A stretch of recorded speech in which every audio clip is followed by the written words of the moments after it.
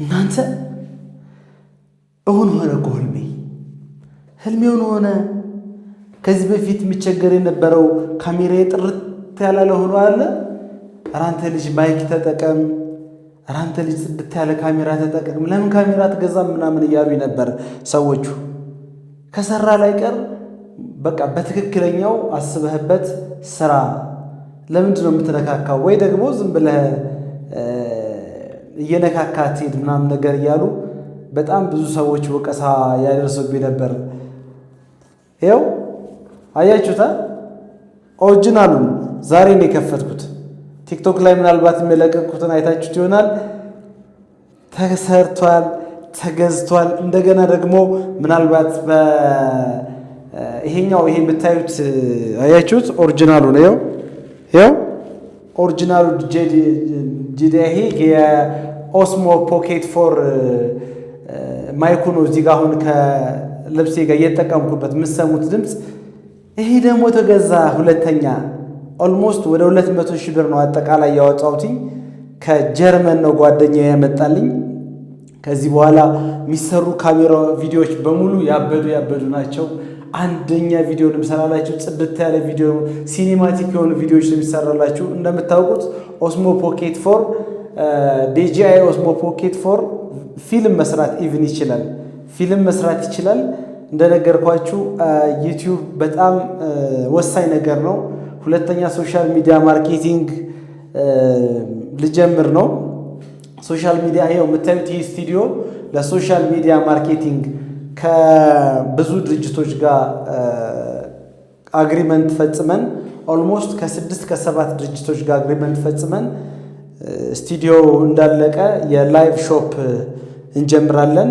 በጅምላ ነው፣ የችርቻሮ ብዙ አይደለም። ችርቻሮ ላይ አናተኩርም፣ ግን በጅምላ የሚሰሩ ንግዶች ላይ ኦንላይን ሾፕ ልክ ውጭ ሀገር ላይ ቲክቶክ ሾፕ እንደሚሰራው ኢትዮጵያ ውስጥ ላይ ይሄ በላይቭ ስትሪም ላይ የሚሰራ ኦንላይን ሾፖች የመኪና ጎማ፣ የመኪና ባትሪ፣ ራሱ መኪና፣ ከአሜሪካ ከኤሮፕ የሚመጡ ብራንድ ቅባቶች ከካምፓኒዎቹ ጋር አግሪመንት ፈጽመን በእኛ ሲስተም ልንሰራ አስበናል።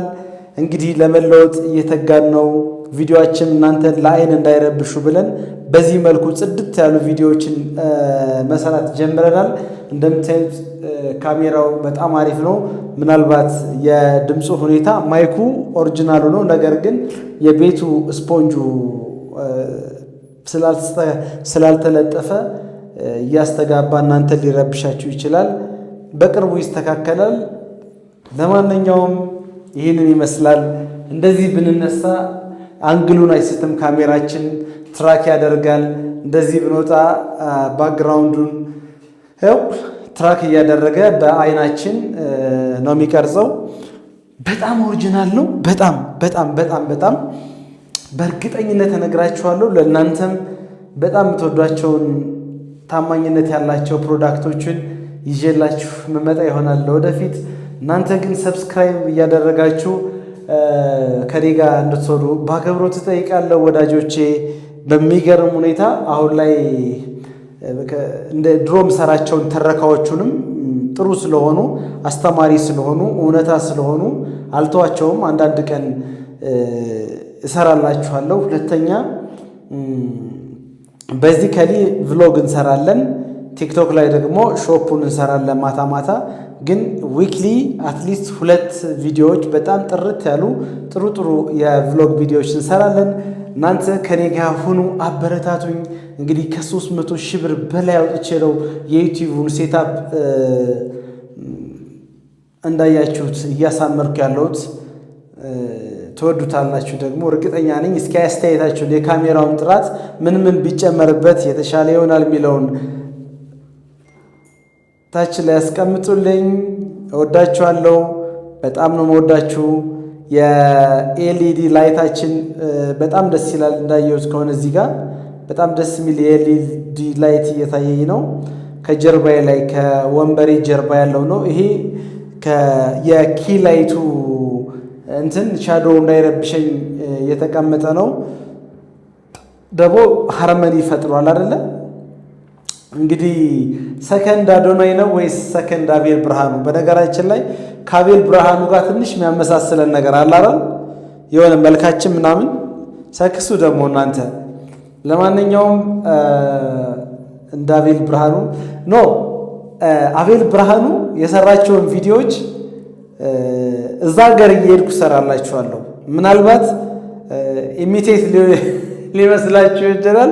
ራሱን ቪዲዮ እየሄድኩ ሰራላችኋለሁ። ከዛ በኋላ ቪዲዮን ከሰራሁት በኋላ እሱ በሰራው እንደውም እሱ የሰራው እየተጠቀመበት ያለው ካሜራ ዲጄ ፖኬት ኦስሞ ፖኬት 3 ነው።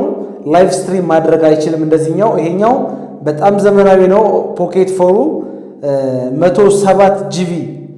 107 ጂቢ የራሱ ስቶሬጅ አለው። በጣም ዘመናዊ ካሜራ ነው። ፊልም መስራት ይችላል። ሲኒማቲክ የሆኑ ቪዲዮዎችን መስራት ይችላል። ስሎ ሞሽን መስራት ይችላል። this is very fantastic video ካሜራ። እንዴት አያችሁት?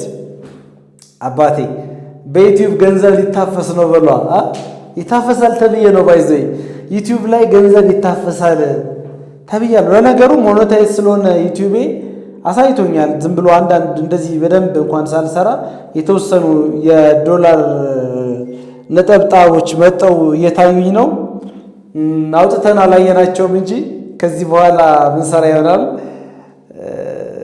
በተለይ ቭሎጉ ላይ በደንብ እናንተን ኢንተርቴን የሚያደርጉ ትላልቅ ቲክቶከሮችን ትላልቅ ዩቲዩበሮችን ላገናኛችሁ ሞክራለሁ።